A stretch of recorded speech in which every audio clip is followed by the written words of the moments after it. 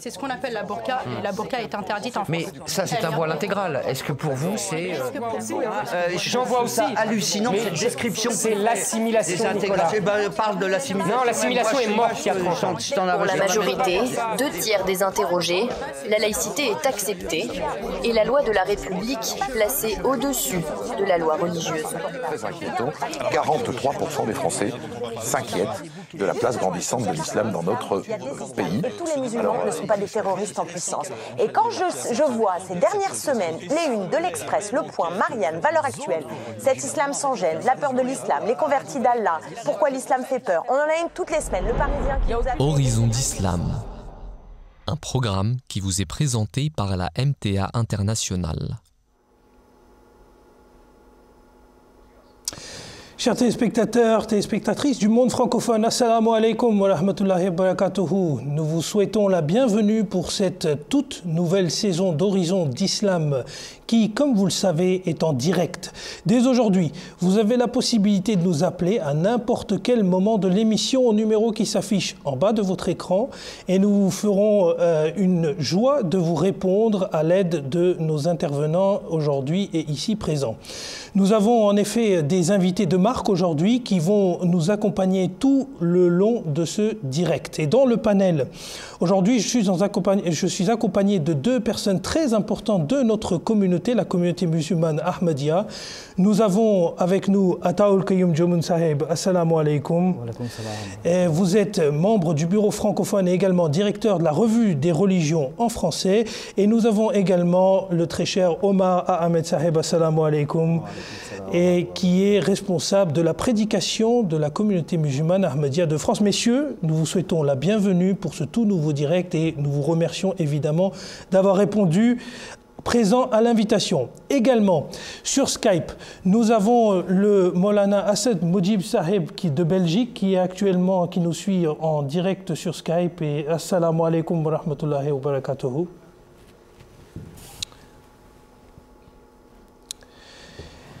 Nous vous remercions également d'avoir accepté notre invitation. Et avant de passer au sujet d'aujourd'hui, j'aimerais rappeler un message de principe aux téléspectateurs qui nous regardent et qui peuvent nous suivre en direct dans le cadre de cette émission. N'hésitez pas, surtout, à nous appeler et poser vos questions, faire une remarque sur n'importe quel sujet et appelez-nous au numéro qui s'affiche en bas de votre écran. Ici, je précise, pour les personnes qui ont peur que ce numéro soit surtaxé, n'oubliez pas que c'est l'équipe de la régie qui va vous rappeler. Et donc, ça n'entraînera pas de coût de surcharge pour vous. La seule règle dans le cadre du débat que l'on aura aujourd'hui en direct, et je pense que mes panélistes vont en être d'accord, c'est d'éviter le langage grossier et de poser les questions avec courtoisie et politesse qui ressemblent évidemment à la pratique et aux us et coutumes de notre Jamaat.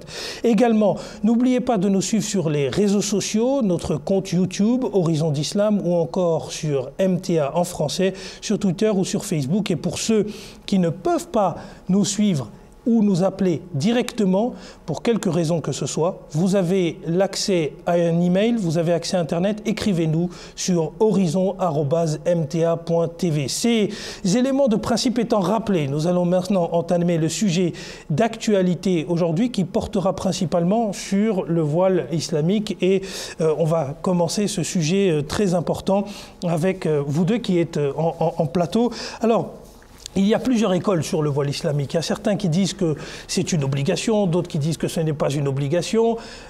Qu'en est-il, Ataoul Qayyum Saheb? Est-ce qu'il y a véritablement une obligation? Et est-ce que ce voile trouverait sa naissance dans une pratique qui est antérieure à l'islam? Parce que et dans l'Arabie pré-islamique, parce que nous avons un tweet de Alfred Kadoré qui nous dit « Le voile est pré-islamique, toutes les femmes de la région le portaient auparavant, juives, chrétiennes, païennes. » Est-ce que c'est vrai? Eh bien, le tweet que vous avez lu, ça résume vraiment la réponse que je vais donner, parce que c'est vrai que l'islam s'inscrit dans la continuité des anciennes religions. Donc l'islam est venu pour continuer les enseignements qui ont été révélés auparavant, parce que le Dieu de l'islam, c'est le même Dieu qui est le même Dieu de la Bible. Donc les prescriptions qui ont été données dans les anciennes écritures se retrouvent aussi dans l'islam. Et dans le cas de l'islam, nous constatons dans le cas du port du voile, eh bien c'est vrai que le voile était porté par les femmes qui étaient païennes à l'époque de l'Arabie, mais le voile était aussi porté par bon nombre de personnes dans bon nombre de nations qui se trouvent dans le bassin méditerranéen. Donc, on trouve aussi la question du voile dans le Nouveau Testament, dans l'épître de Corinthiens, où il est dit que toute femme, au contraire, qui prie ou qui prophétise, la tête non voilée déshonore son chef. C'est comme si elle était rasée, sa tête était rasée. Donc c'est vrai que le voile était prescrit dans les anciennes religions. Et l'islam, en Arabie aussi, avant que cette instruction ne soit révélée, et cette instruction sur le port du voile a été révélée assez tardivement, c'est-à-dire que vers la 4e année de l'Hégire. Et c'était vraiment des derniers commandements qui ont été révélés sur ce qui est pratique religieuse. Jazakumullah, Qayoum Saheb, quel est l'objectif alors derrière ces enseignements, cet enseignement du voile? C'est quoi l'objectif précis? Parce que c'est ce que nos téléspectateurs demandent aussi. Oui, c'est une question très importante parce qu'il y a vraiment beaucoup de mauvaises compréhensions à ce niveau-là. La première chose qu'il faut savoir, c'est que le voile symbolise la chasteté. Le voile, aujourd'hui, il est fait non seulement pour la femme, mais il est fait aussi pour l'homme. Parce qu'il y a 2 versets à ce niveau-là dans le Saint-Coran. Il y a un verset dans lequel il est très clairement dit que la femme doit baisser son regard et se couvrir sa tête. Et l'homme en question, et l'homme également, doit baisser son regard. Donc il y a déjà ce qu'on appelle le voile des yeux, qui montre bien toute la symbolique, tout l'objectif du voile, qui est de préserver les individus contre leurs émotions, leurs pulsions naturelles. Et donc, les enseignements qui sont liés au voile sont faits pour préserver la chasteté et donner un cadre au développement moral et spirituel de l'homme et de la femme.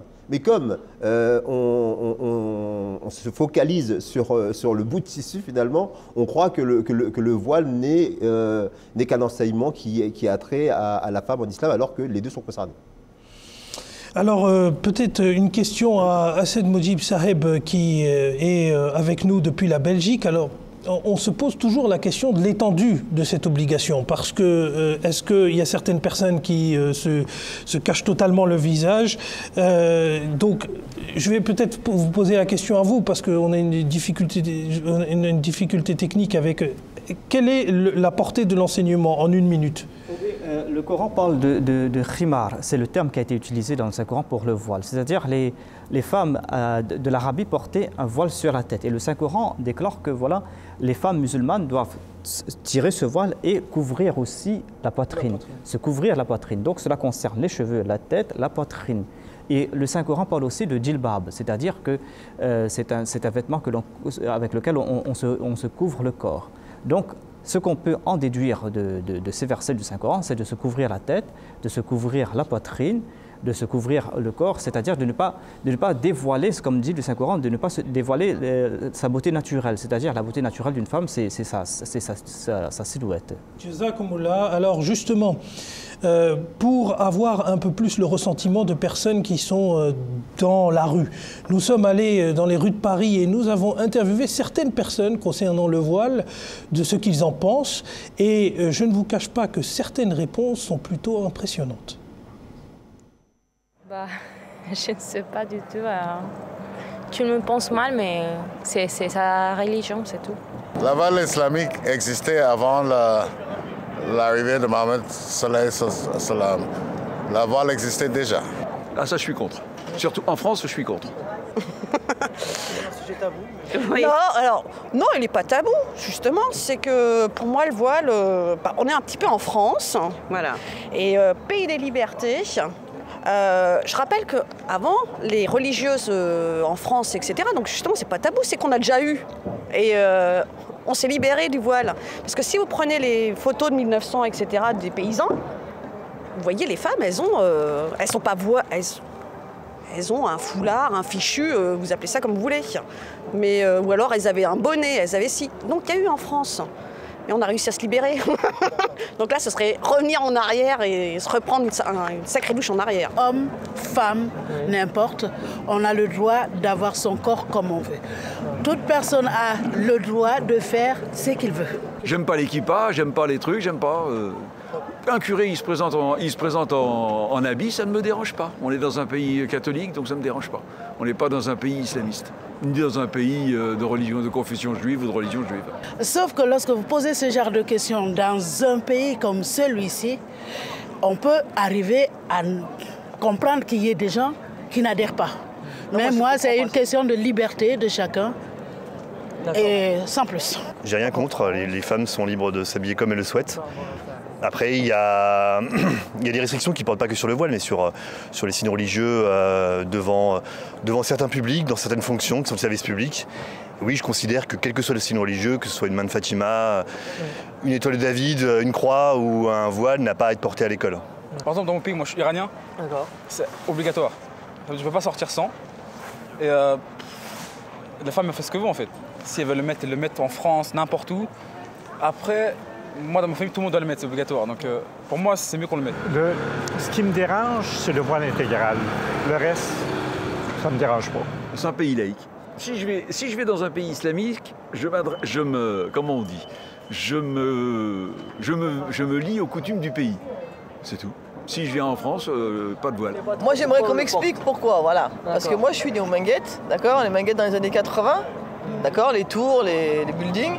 Et j'ai grandi avec toutes les nationalités. Les Chinois, les Arabes, mes copains étaient Algériens, Tunisiens. Il n'y avait pas ça. Je ne comprends pas pourquoi aujourd'hui il y a ça. Sincèrement, moi je ne suis pas contre le voile. Je ne vois pas que le voile pose un problème. Parce qu'il y a des vêtements et des habits traditionnels qu'on regarde, qu'on trouve ici en France, les Hindis ou les Africains. Tout le monde a la liberté de porter ce qui lui plaît. Voilà, donc on a vu quelques impressions et on a vu ce que les gens pensaient du voile. Plusieurs remarques sont plutôt intéressantes et on va continuer d'en parler avec les séries de questions. Mais avant cela, j'aimerais rappeler aux téléspectateurs qui nous regardent qu'ils peuvent nous appeler en direct au numéro qui s'affiche en bas de vos écrans. N'hésitez surtout pas à nous appeler. Nous prendrons vos appels en direct et même durant cette émission. Également, n'oubliez pas de nous suivre sur les réseaux sociaux, sur notre compte YouTube d'Horizon d'Islam ou encore sur MTA en français, sur Twitter et sur Facebook. Et pour ceux qui ne peuvent pas nous appeler directement, vous avez également la possibilité de prendre votre boîte mail et de nous écrire à horizon@mta.tv. Une personne disait dans le cadre de ces micro-trottoirs qu'on a pu faire que ça relève finalement le voile de la liberté de chacun. Et donc la question n'est pas de militer, et ça c'est un tweet de Sarah Lafont, la question n'est pas de militer pour ou contre le voile, mais pour le choix en majuscule et la liberté en majuscule des femmes de décider et de pouvoir s'exprimer en tant que militante politique sans être réduite à ce choix. Alors, Assed Moudjib Saheb, est-ce que les hommes musulmans ont des obligations dans le même esprit que le voile pour les femmes? Et on en a déjà un petit peu parlé avant, dans la première séquence. Donc, Jazakumullah Asif Saheb, pour cette question, je pense que Koyoum Sab, au début de l'émission, il a mentionné le verset de 32 de la Surat Al-Nur, où Allah parle clairement de ce commandement divin du voile. Maintenant, tout d'abord, il faut se souvenir, avant que j'entame la question, que l'ordre de se couvrir a été donné tout d'abord aux hommes. Donc le verset 31 parle tout d'abord aux hommes de restreindre leurs yeux et leur regard, et aussi de préserver leur partie intime. Puis après ce verset, le verset suivant, deuxièmement, ça parle aux femmes que tout d'abord qu'elles doivent elles aussi restreindre leurs yeux et veiller sur leur partie intime. Maintenant, la question est qu'elles doivent se couvrir le visage ou bien c'est la poitrine. Le verset parle clairement que وَلْيَضْرِبْنَ بِخُمُرِهِنَّ عَلَى جُيُوبِهِنَّ, qui veut dire qu'elles tirent leur couverture de tête sur leur poitrine. Comme je pense que M. Koyoum Saheb l'a mentionné au début de l'émission aussi, qu'elles doivent, donc tout ce qu'elles portent, le drap qu'elles portent sur leur tête, elles doivent le faire descendre et elles doivent couvrir leur poitrine avec ce drap aussi. Donc forcément, les cheveux doivent être couverts, le cou doit être couvert, la poitrine doit être couverte. Et est-ce que maintenant, la question qui se pose souvent, c'est est-ce que le visage doit être couvert ou pas? D'après les hadiths du saint prophète sallallahu alayhi wa sallam, on voit qu'à l'époque du saint prophète sallallahu alayhi wa sallam, les femmes, après une fois qu'il y a eu ce commandement divin, les femmes se couvrissaient le visage à un point ou à un niveau où elles n'étaient pas en train d'exposer leur visage. C'est-à-dire que déjà de un, on ne les reconnaissait pas, de deux, elles n'étaient pas maquillées et pour attirer les autres, les hommes. Donc, et le Messie premier, alayhi salatu wassalam, pour éclaircir maintenant pour nous exactement, il a dit que les femmes, comme je viens de dire, que leurs cheveux de devant et de derrière doivent être couverts et que une partie de joue doit être couverte et une partie du menton aussi, ça doit être couvert. Maintenant, ça ne doit pas être comme le burqa que nous voyons chez les talibans, comme une partie des yeux, on est en train de voir seulement une partie des yeux, et la femme, même son nez, il est couvert, elle a difficile même à respirer. Donc tout ça, ce n'est pas le voile islamique. Le voile islamique, la base, c'est la pudeur, et comme je viens de mentionner, que les parties intimes, et les cheveux, la poitrine, et une partie du visage doit être couvert. Jazakumullah Hassan Mojib Sahib. Alors, pour revenir peut-être sur un élément que l'on va sûrement nous opposer, c'est qu'on est 4 hommes aujourd'hui sur ce plateau, 3 sur ce plateau, 1 par Skype à discuter du voile. Est-ce que les femmes de la communauté musulmane Ahmadiyya sont impliquées justement sur ces questions-là? Eh bien, c'est une bonne question parce que nous, au sein de la communauté Ahmadiyya, nous disons que nous présentons au monde dans la pratique les préceptes de l'islam. Et nous constatons qu'un des faits au sein de la communauté musulmane Ahmadiyya, c'est que partout, on le constate, c'est que les jeunes femmes sont plus éduquées que les hommes. C'est-à-dire qu'elles ont fait des études tertiaires, certaines sont des professionnels dans leur domaine.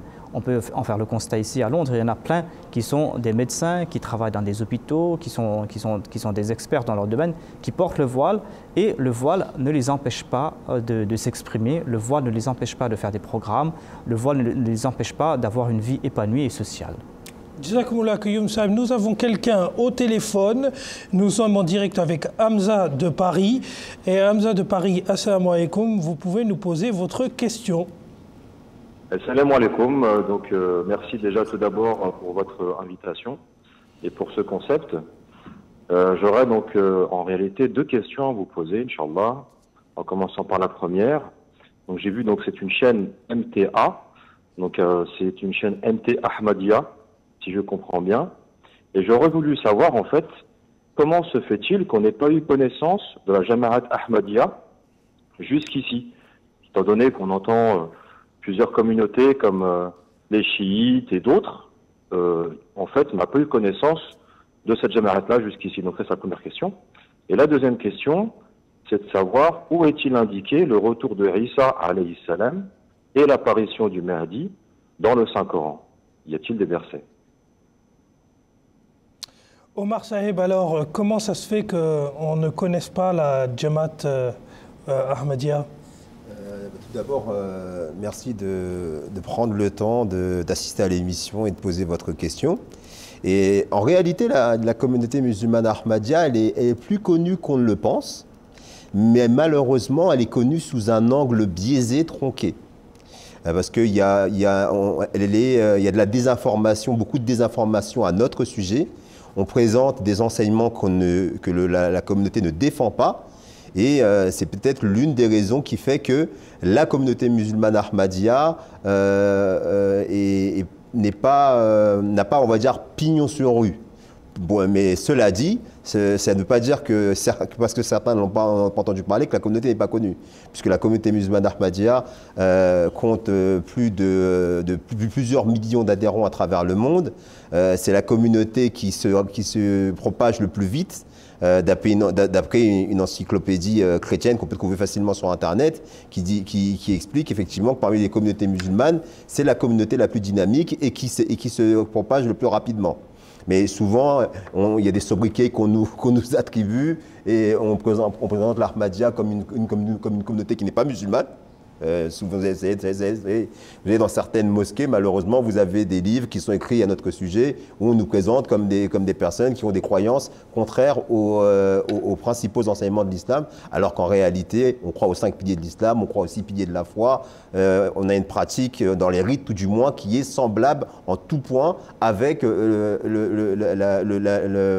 l'orthodoxie islamique. Alors, on a encore 1 minute pour cette question. Taouka Youmsa, vous voulez répondre? Oui, c'est-à-dire la question de est-ce qu'il y a dans le Saint-Coran, parce qu'on parle de l'avènement de Isa ou du Mahdi, c'est vrai que le Saint-Coran parle de Jésus comme celui qui a été envoyé chez les enfants d'Israël, Isa ibn Maryam, comme un prophète qui a été suscité chez les enfants d'Israël et qui est décédé comme tous les autres prophètes. Donc l'avènement du Messie de Isa ibn Maryam, on le trouve mention dans plusieurs hadiths des Sahih, de Sahih al-Bukhari, Muslim et les autres. On trouve mention aussi du Mahdi dans les hadiths. Mais par contre, dans la sourate Al-Jumu'ah, chapitre 62 du Saint-Coran, dans le Saint-Coran, on trouve mention de l'apparition du Saint-Prophète Mohammed, paix soit lui, une deuxième fois. Je dois citer le Saint-Coran, donc ça va prendre un peu de temps. Donc je cite que la traduction du Saint-Coran, il est dit dans ce verset, c'est le verset 3 du chapitre 62 du Saint-Coran. Ce sera le verset 2, parce que nous, on compte la Basmala comme le premier verset. Donc, nous, on va compter comme le verset 3 et 4. Dans les autres Corans, ce sera le verset 2 et 3.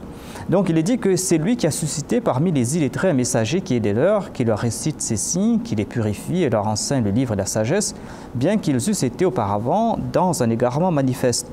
Ensuite, il est dit, il le suscitera de parmi d'autres des leurs qui ne se sont pas encore joints à eux, et il est le puissant, le sage. Quand ce verset, le Saint-Prophète Mohammed sallallahu alayhi wa sallam, a cité ce verset parmi ses compagnons, eh bien, les compagnons lui ont demandé, mais qui sont ces gens, ô prophète d'Allah, qui ont été mentionnés dans ce verset? Ceux d'entre qui ne se sont pas encore joints à nous, qui sont ces gens-là? Qui sont ces gens parmi lesquels vous allez réapparaître? C'est un hadith d'Al-Bukhari, le recueil le plus authentique après le Saint-Coran, le livre le plus authentique. Eh bien, le Saint-Prophète Mohammed, paix soit lui, n'a pas répondu immédiatement. Ils ont posé cette question à 3 reprises, et le Saint-Prophète Mohammed, paix soit lui, a posé sa main sur Salman, le Persan, qui était un de ses compagnons, mais qui n'était pas un arabe. Il a dit que si la foi devait monter aux Pléiades, si la foi devait monter au ciel, eh bien, il y aura quelqu'un qui va faire revenir la foi. Et nous acceptons Mirza Ghulam Ahmad, qui est le fondateur de la communauté Ahmadiyya, comme cet imam al-Mahdi. Et il y a plusieurs hadiths, il y a plusieurs versets, il y a plusieurs points qu'on pourra présenter qui prouvent sa véracité. Inch'Allah, on aura l'occasion de le présenter soit en tout cas durant cette émission, soit durant d'autres directs. Et on va revenir sur le thème même de notre émission, de notre direct du jour, c'est concernant le voile islamique. Alors, il y a une question qui se pose fondamentalement, qui est de dire, est-ce que le voile islamique, parce que souvent on dit que les femmes voilées sont des personnes qui sont recluses, que l'on enferme chez elles, etc. Est-ce que le voile est le symbole de vraiment une séparation de l'homme et de la femme? C'est-à-dire que quand on porte le voile, on ne peut plus aller dans la rue, on ne peut plus sortir, on n'a plus le droit de rien faire et on est soumis au joug de son mari. Et par ailleurs, pour qui porte-t-on le voile à la fin? Parce que c'est ça la vraie question, Omar Saeb. Oui, ce qui est étrange quand même de noter, c'est que lorsque une sœur, donc une bonne sœur chrétienne qui porte le voile, elle se présente, donc tout de suite on va avoir comme connotation une personne qui a décidé de vouer sa vie au Seigneur. Par contre, lorsqu'une femme musulmane va porter le même bout de tissu sur la tête, on va dire tout de suite que cette personne-là, elle est annihilée, elle est aliénée, elle est sous le joug de son mari. Chose qui est complètement faux. C'est déjà porter insulte à ces millions, même ces centaines de millions de femmes à travers le monde qui ont fait un effort de foi, qui ont fait un choix de vie, qui ont une adhésion, une croyance sincère et honnête, qui adhèrent à une religion qui est plusieurs fois centenaire, c'est carrément porter insulte à cette foi. C'est là qu'il y a un véritable problème. Omar Saeb, nous avons une question de Mousten Leila du Bénin par mail, qui me pose une question qui est assez intéressante tout de même. Peut-on enlever le voile lorsqu'il fait chaud en public? Eh bien, ça, je ne pourrais pas y répondre exactement, mais ce que le calife, il a répondu à une question presque similaire récemment dans une classe que j'ai vue quelques jours de cela. Il a dit que, par exemple, pour le fait, voilà, vous parlez de la femme, est-ce qu'elle porte le voile, est-ce qu'elle peut travailler, par exemple? Si elle peut travailler, et si est-ce que, voilà, sur son lieu de travail, on lui demande d'enlever le voile, qu'est-ce qu'elle doit faire? Le calife, le calife de la communauté musulmane Ahmadiyya a déclaré tout d'abord que si cette femme, elle est vraiment obligée de travailler, que voilà, sa vie en dépend, parce que, par exemple, l'islam met des règles, mais il y a aussi des exceptions. Par exemple, en islam, le port est interdit en islam. C'est l'exemple qu'a cité le calife. Le port est interdit, mais dans des situations de contrainte, pour de survie, il est permis de manger le porc pour survivre. C'est ce que dit le Saint-Coran. Il a déclaré que voilà, dans ce cas-ci, si cette femme, vraiment, sa vie, sa survie, la survie de ses enfants, parce qu'elle est dans une situation de contrainte, qu'elle dépend de cet emploi, de ce salaire, et qu'elle n'a pas d'autre emploi à trouver, que voilà, on la force de ne pas porter le voile parce qu'elle est sur son lieu de travail, elle peut enlever, et ensuite, quand elle sort du lieu de travail, remettre son voile. Par exemple, il y a des chirurgiennes musulmanes qui vont porter un chapeau de chirurgien, qui vont enlever le voile quand elles portent dans le bloc opératoire. Il y a une publicité canadienne qui est très intéressante à ce sujet et que j'avais aperçue notamment lorsque j'y avais été, c'est qu'il y avait une femme voilée qui était habillée en médecin et il y avait écrit « Ce qui nous intéresse, c'est ce qu'il y a à l'intérieur et pas ce que vous portez à l'extérieur ». Je pense que ça résume assez bien votre pensée, Qayoum Saeb. Alors, nous avons une personne qui nous appelle de Paris, qui est Bilal de Paris et qui souhaite nous poser une question. Assalamu alaikum. Donc oui, c'est Bilal de Paris. Je me posais une question en fait, c'est qu'il y a des indications claires concernant la tenue vestimentaire, disons, des femmes, sur comment elles doivent porter le voile, etc. Et la question que je me posais, c'est est-ce qu'il y a aussi des indications, disons claires, quant à la tenue vestimentaire pour les hommes? Est-ce qu'il y a une façon que les hommes doivent eux aussi se vêtir et porter un sort de voile en fait? Voilà. Merci Bilal Saeb pour cette question. Alors nous, par exemple, nous trois portons un chapeau. Est-ce que ça pourrait être une des conditions vestimentaires qui sont liées à l'islam? En fait, tout ce qui a trait à la tenue vestimentaire, ça doit être compris dans le cadre du projet islamique qui, encore une fois, on l'a dit, est la chasteté. Parce que la chasteté, c'est une des conditions sine qua non pour pouvoir évoluer dans sa foi, pour pouvoir évoluer dans sa moralité. Alors pourquoi la femme, elle a il y a, on va dire, un code vestimentaire particulier? Parce que naturellement, c'est une attraction de l'homme vis-à-vis de la femme. Donc c'est pour protéger son honneur, pour protéger sa dignité et marquer justement le fait qu'elle est une femme digne, honorable et qui ne veut pas être embêtée par qui que ce soit, comme c'est malheureusement le cas dans la vie de tous les jours, qu'il y a cette particularité par rapport à la femme. Ensuite, par rapport à l'homme, ce qui lui est demandé d'abord, et comme l'avait dit Qayoum Saeb en introduction, c'est que l'homme baisse le regard, il fasse preuve de modestie. Et en même temps aussi qu'il s'habille de manière décente. Oui, les hadiths nous indiquent que l'homme doit porter des habits qui dépassent les genoux, qui doit faire sa prière avec des habits, on va dire, décents, et pas venir avec un t-shirt pour faire sa prière notamment. C'est tout attrait à la sobriété, la simplicité. C'est ce qu'enseigne l'islam et c'est ce que le comportement que le Prophète nous a démontré tout au long de sa vie. Jazakumullah Omar Saeb. Alors faisons une petite pause au niveau des questions et repartons voir maintenant la deuxième partie des différentes impressions que les personnes nous livrent lorsque nous les avons interviewées dans la rue. Regardons cela. Je pense que on n'a pas à juger les gens qui mettent le voile. Et puis beaucoup de gens pensent que le voile c'est la soumission à l'homme, mais pas du tout. Les femmes font leur choix. Et qu'on ait le voile ou pas, je pense qu'il faut respecter ça, c'est chacun ses croyances. Et je vois pas en quoi ça gênerait les gens qu'il y ait quelqu'un qui a un voile, qui ne veuille pas se montrer. Alors moi, pour le voile, je respecte totalement celles qui le portent. Moi, je suis musulmane, mais je le porte pas parce que c'est une habitude, c'est un mode de vie aussi. Le voile, c'est pas juste un bout de tissu qu'on met sur la tête. Mais je suis pour, je suis totalement pour. Et je soutiens les personnes qui le portent. Moi, je pense que le voile, si les femmes ont choisi de le porter, bah, pourquoi pas. Mais après, les obliger à le porter si elles veulent pas, je suis pas trop d'accord avec ça. Franchement, je respecte déjà ces femmes-là qui le portent déjà parce que c'est, ouais, pour moi, c'est un acte déjà de foi et de courage et rien d'autre. Je respecte, c'est tout. Et j'essaye de discuter. Alors, j'ai pas forcément facilité à approcher des gens qui en ont un, mais j'ai des amis qui sont encore qui sont à l'islam et qui mangent halal et que je fais manger halal chez moi. Il n'y a pas de problème. Je comprends pas le voile et je voudrais qu'on m'explique qu'est-ce que ça leur apporte en fait. Pour nous, la voile représente l'identité de la femme et sa spiritualité. Et après, justement, si par exemple on habite ou on vit dans un pays tel que la France ou un pays autre que la France, s'il y a une loi qui dit que par exemple le voile ou n'importe quel signe religieux est interdit dans un lieu public, comme l'école ou comme l'entreprise, je pense qu'il faut respecter ça. La voile judaïque était pour les femmes juives aussi, parce qu'eux aussi ils ont un voile. Mais avec le temps, la voile a été bannie en première en Espagne par les gens qui ont fait la reconquête de l'Espagne.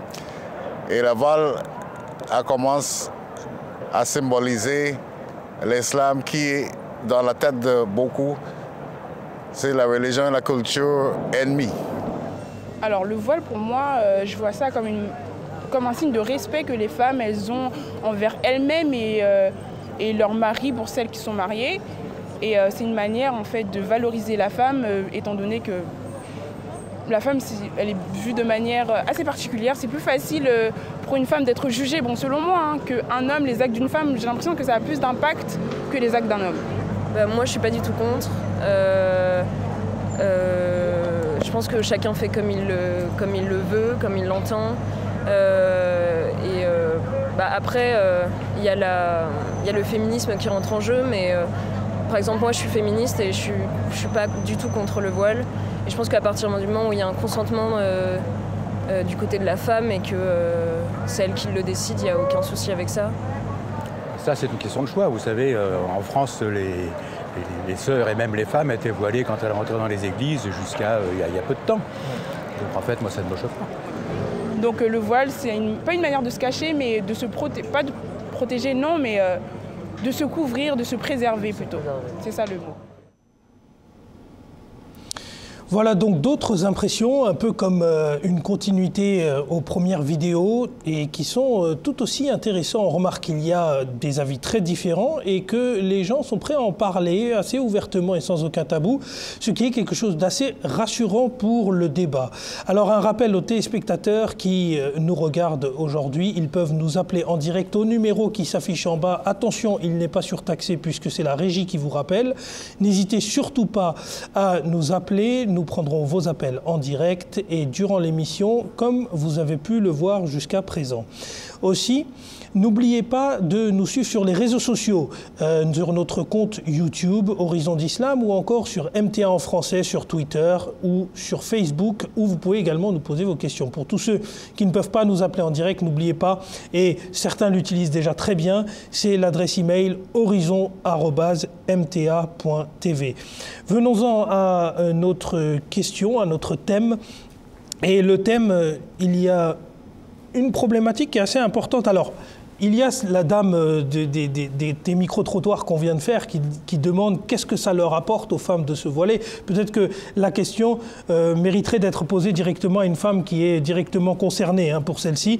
Et Inch'Allah, on aura l'occasion peut-être d'avoir quelqu'un qui pourra répondre à cette question. Mais en tout cas, est-ce qu'on peut considérer, finalement, si on résume un peu les vidéos, c'est que le voile, est-ce que c'est un asservissement de la femme ? Et je pose la question un peu indifféremment à vous deux. Non, on l'a déjà bien dit, et ça a été dit par plusieurs personnes sur le micro-trottoir. Ce n'est pas un asservissement.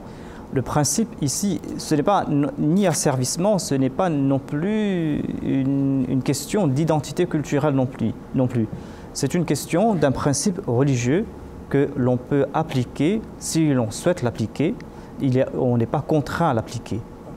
C'est très important ce que vous dites parce que finalement on rentre dans l'islam par consentement et on applique les préceptes de l'islam par consentement.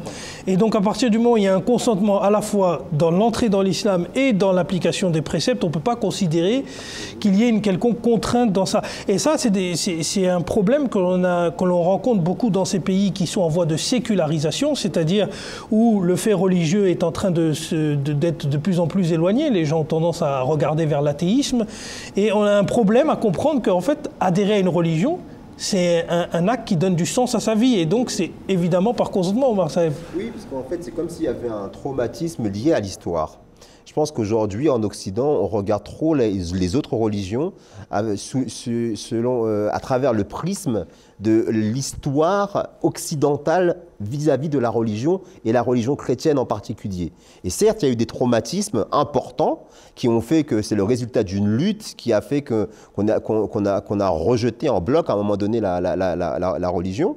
Et par rapport aux dérives qui a pu y avoir dans le christianisme notamment, eh bien aujourd'hui l'homme moderne, on va dire, occidental, il est un peu plus ou moins inconsciemment traumatisé. Et il se dit, je retrouve des signes de ce qu'on a vécu par le passé. D'ailleurs, on a entendu dans les micro-trottoirs une dame qui disait que « Ah, mais ça me rappelle en 1900, on était voilés, on s'est libéré de tout ça ». Alors qu'il faut avoir cette ouverture d'esprit, d'essayer de comprendre sans préjugés, comprendre l'autre, voir comment il est, qu'est-ce qu'il dit, quelle est son histoire, quel est l'enseignement qui est contenu dans ces textes révélés pour pouvoir justement se forger une réelle opinion. Et on verra à ce moment-là que ce n'est pas du tout ça. Quand on voit les réponses de la jeunesse, à Paris en tout cas, c'est assez rassurant pour la génération à venir. Il y a une personne sur Twitter qui nous demande: peut-on prier sur une... Alors là, c'est une question qui n'a rien à voir avec le thème, évidemment. Alors, est-ce qu'on peut prier sur, j'imagine qu'il dit pour une personne qui est la prière pour les défunts, d'une personne décédée, mais qui n'a pas pratiqué l'islam. C'est-à-dire prier pour une personne, en faveur d'une personne. Oui. Par exemple, prier pour ses parents. Je peux citer l'exemple des parents, parce que si on a des parents qui étaient non musulmans, eh bien, en tant qu'enfant, on peut prier pour qu'Allah les pardonne ses parents, parce que Dieu déclare dans le Saint-Coran que après moi, c'est envers vos parents que vous devez le plus grand respect. Mais si vos parents vous disent de pratiquer ce que moi je vous commande de faire, eh bien, de ne pas pratiquer ce que je vous commande de faire, c'est-à-dire par exemple de commettre des actes de polythéisme, d'associer des partenaires à Dieu, eh bien vous devez les désobéir. Mais on peut prier pour ses parents, certes. C'est à Dieu maintenant d'accepter ou de ne pas accepter. C'est à Dieu de juger. Parce qu'on a ce lien émotionnel avec ses parents. On peut quand même demander à Dieu de les pardonner, d'avoir pitié pour eux, parce que c'était quelque chose de tout à fait naturel. Alors, on va également demander l'avis de Assed Saheb sur notre thème, puisque Assed Saheb, il attend sagement en Belgique, alors on va peut-être le faire participer. Est-ce que le voile empêche d'avoir une vie sociale en s'impliquant par exemple dans la vie associative ou publique, Assed Saheb ?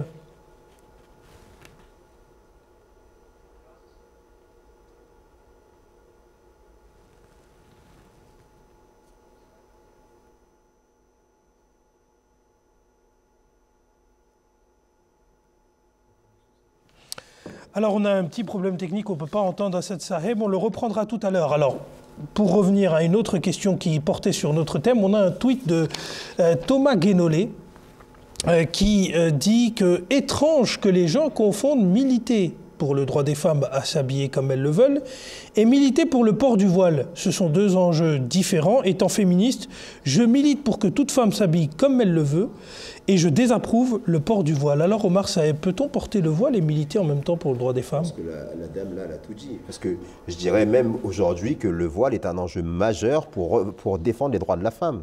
C'est le droit d'une femme de dire qu'elle a envie de porter le voile et qu'elle est consentante, qu'elle n'est pas aliénée mentalement. Alors qu'aujourd'hui, l'acharnement médiatique, il est tel qu'on a l'impression que ces pauvres dames, elles n'ont pas de réflexion, qu'elles sont bêtes, elles sont idiotes et qu'elles le portent parce qu'on les a forcées à le faire. Chose qui est complètement faux, comme l'a dit Taoul Kayumsab d'entrée de jeu. Les femmes dans la communauté musulmane Ahmadiyya ont un niveau d'éducation souvent supérieur à celui des hommes. Vous savez, des fois, il y a des remises de prix d'excellence dans les conventions qu'on fait à l'international, que ce soit en Allemagne ou en Angleterre, devant notre sainteté le calife.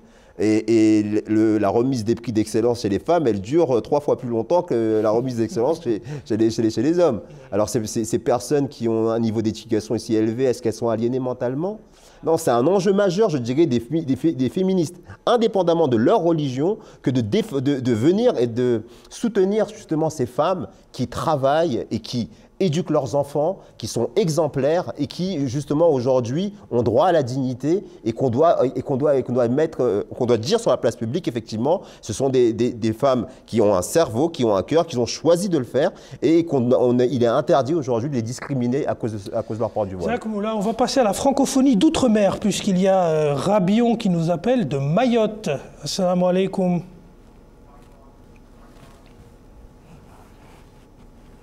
Assalamu alaikum. Wa alaikum salam wa rahmatullah. Monsieur Rabion, alors dites-nous, quelle est votre interrogation?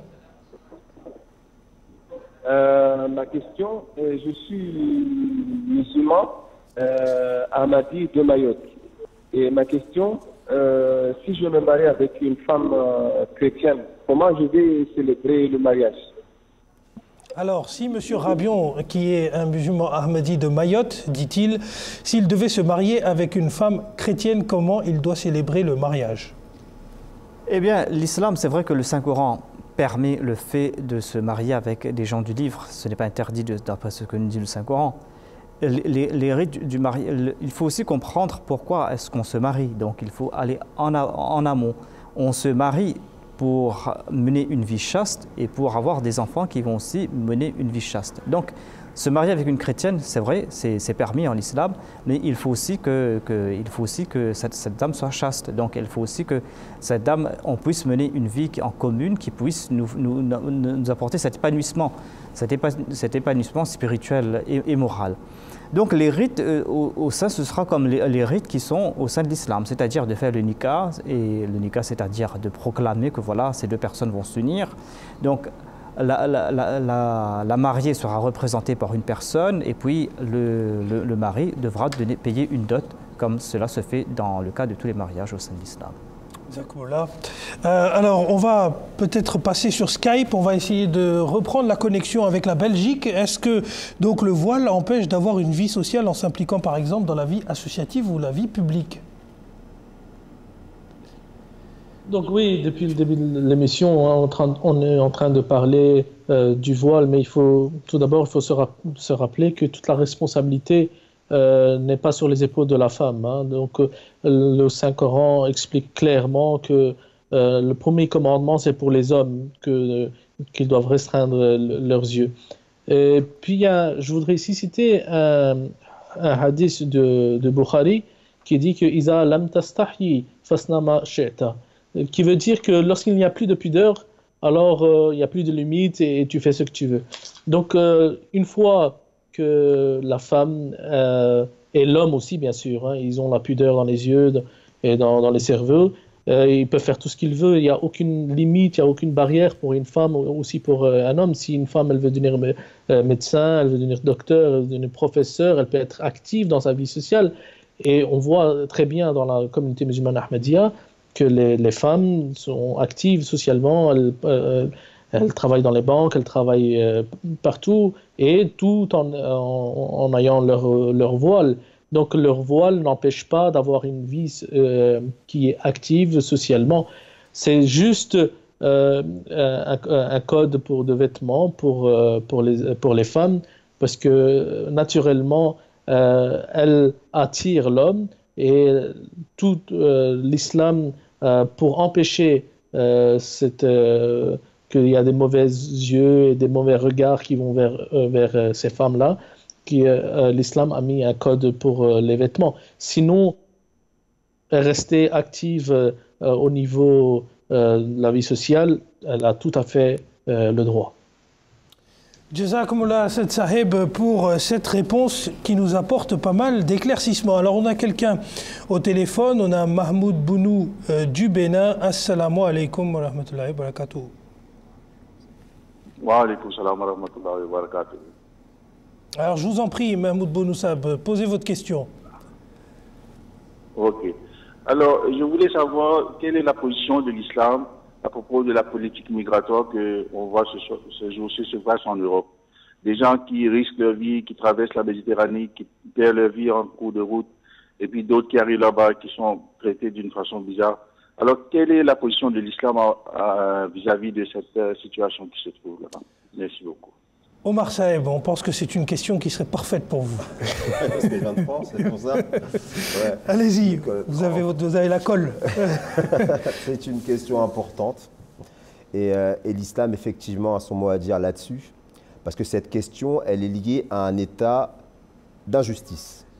C'est-à-dire qu'aujourd'hui, notre calife, dans les différents colloques auxquels il a participé, où il est intervenu, il a, je dirais, exhorter les grandes nations à prendre leurs responsabilités, à agir avec justice et à agir de manière à ce que ces flux migratoires n'aient pas lieu. Comment? En arrêtant de piller les ressources naturelles de ces pays-là et de forcer leurs habitants à rechercher un Eldorado ailleurs qui est ni positif pour le pays d'accueil, ni positif pour le pays d'où les personnes quittent, contraints et forcés après tout. C'est une situation qui peut être résorbée, qui peut être réglée à partir du moment où on s'en tient au précepte absolu de la justice.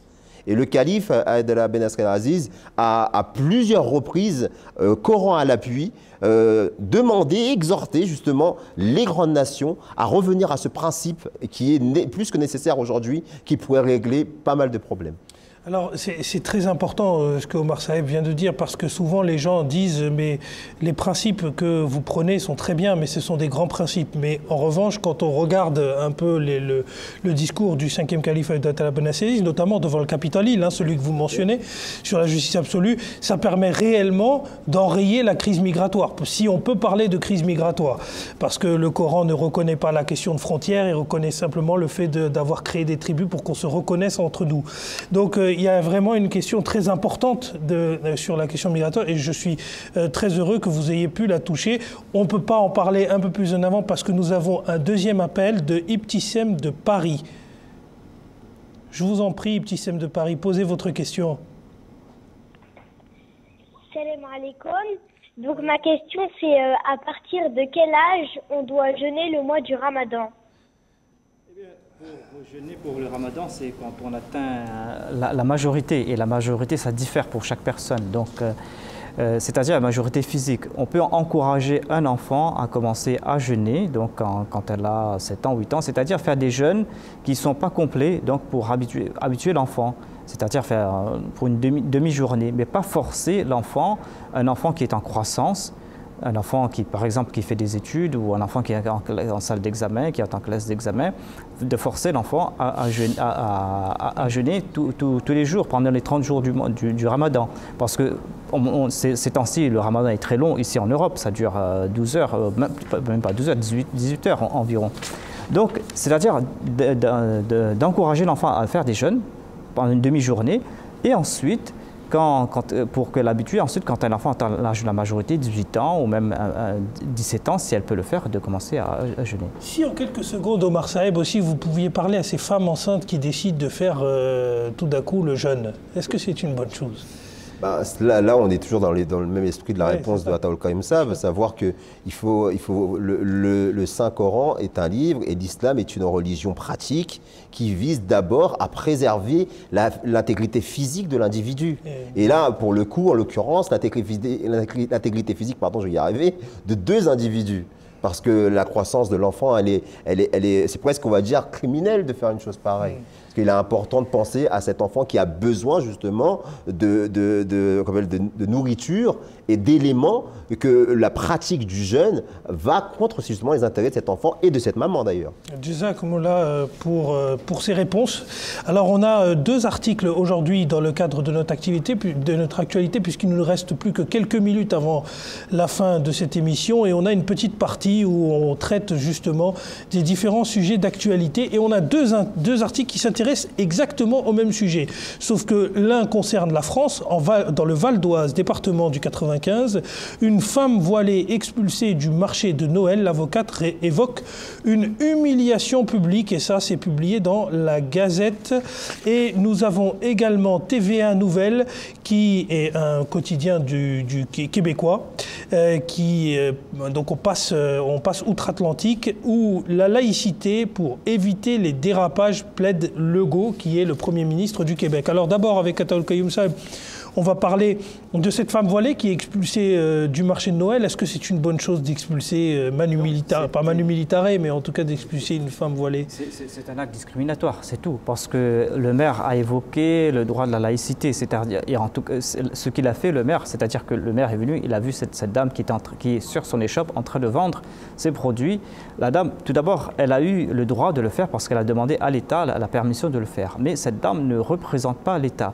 Donc, c'est tout à fait, elle n'exerçait pas un service public et elle n'était pas soumise à cette loi de neutralité ou au contraire, c'est-à-dire la laïcité garantit la liberté de conscience et cette dame n'a enfreint aucune loi pour être présente. Donc c'était un acte discriminatoire. Et elle avait tout à fait le droit d'être là. Et en plus, c'est-à-dire on condamne les femmes musulmanes à ne pas sortir. Voilà une dame qui est sortie, qui portait le voile et qui est présente et qui était présent pour la Noël. La Noël qui n'est pas une fête musulmane, une fête chrétienne.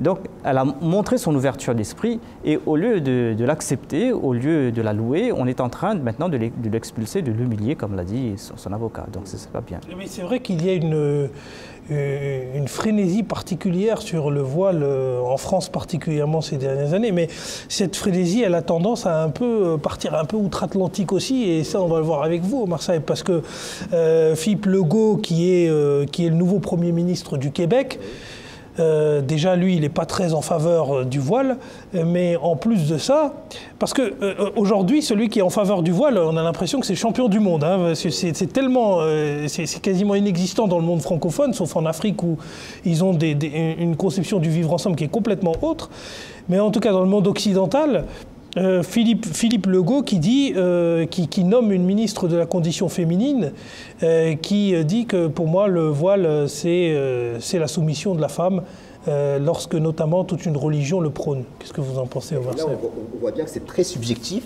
et c'est très intéressant qu'elle donne son point de vue. Parce qu'en réalité, cela révèle le traumatisme, comme je l'ai expliqué tout à l'heure, le traumatisme inconscient qui existe dans la tête de nos compatriotes. Compatriotes, je veux dire, que ce soit ici en France ou bien les concitoyens du Québec.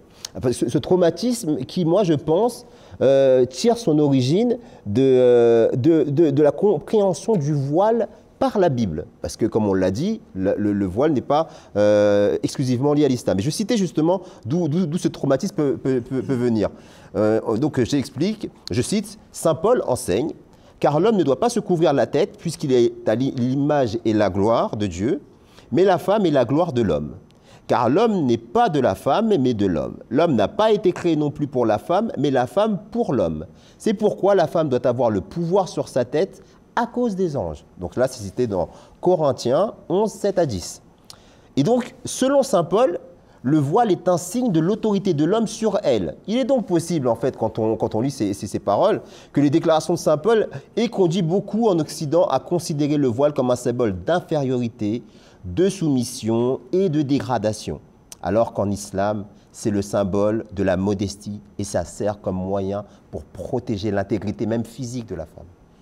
Jazakumullah, Omar Saheb, Ataoul Kayoum Saheb. Alors, chers amis, notre émission arrive à sa fin et vous avez été assez nombreux et on en a été ravis à essayer de nous joindre. Pour certains d'entre vous, nous n'avons pas pu prendre vos questions à l'antenne, notamment par exemple Madame Mounira de Paris qui demandait comment réagir lors d'un entretien d'embauche par rapport au voile. Et c'était une question qui était très intéressante mais qu'on ne peut pas prendre malheureusement par manque de temps. Mais nous ne manquerons pas évidemment de revenir sur ce sujet qui est un sujet majeur pour l'Occident, en tout cas, et on continuera d'en parler. Alors, vous avez, pour avoir toutes les informations sur les prochaines dates, il faut que vous restiez connectés sur notre chaîne YouTube, sur la chaîne YouTube de notre émission, parce que le rapport aux réseaux sociaux est très important. C'est sur les réseaux sociaux que nous allons communiquer l'ensemble des prochaines dates des directs. Donc merci à nos deux panélistes d'avoir pris le temps de répondre à toutes nos questions, M. Ataoul Kayoum Saheb et M. Omar Ahmed Saheb, mais également merci à Assed Moujib Saheb qui nous a rejoint par Skype et depuis la Belgique. En tout cas, on lui remercie de sa participation. Nous espérons que vous resterez fidèles au poste pour notre prochaine émission qui arrivera très rapidement sur la MTA internationale, Inch'Allah. D'ici à la prochaine fois, assalamu alaikum wa rahmatullahi wa barakatuhu. C'est ce qu'on appelle la burqa, et la burqa est interdite en France. Mais ça, c'est un voile intégral. Est-ce que pour vous, c'est... J'en vois aussi. Hallucinant, cette description. C'est l'assimilation, Nicolas. Parle de l'assimilation. Non, l'assimilation est morte il y a 30 ans. Pour la majorité, 2/3 des interrogés, la laïcité est acceptée et la loi de la République placée au-dessus de la loi religieuse. Très inquiétant. 43% des Français s'inquiètent de la place grandissante de l'islam dans notre pays. Tous les musulmans ne sont pas des terroristes en puissance. Et quand je vois ces dernières semaines les unes de l'Express, Le Point, Marianne, Valeurs Actuelles, cet islam sans gêne, la peur de l'islam, les convertis d'Allah, pourquoi l'islam fait peur, on en a une toutes les semaines. Le Parisien qui nous a... Horizon d'Islam, un programme qui vous est présenté par la MTA Internationale.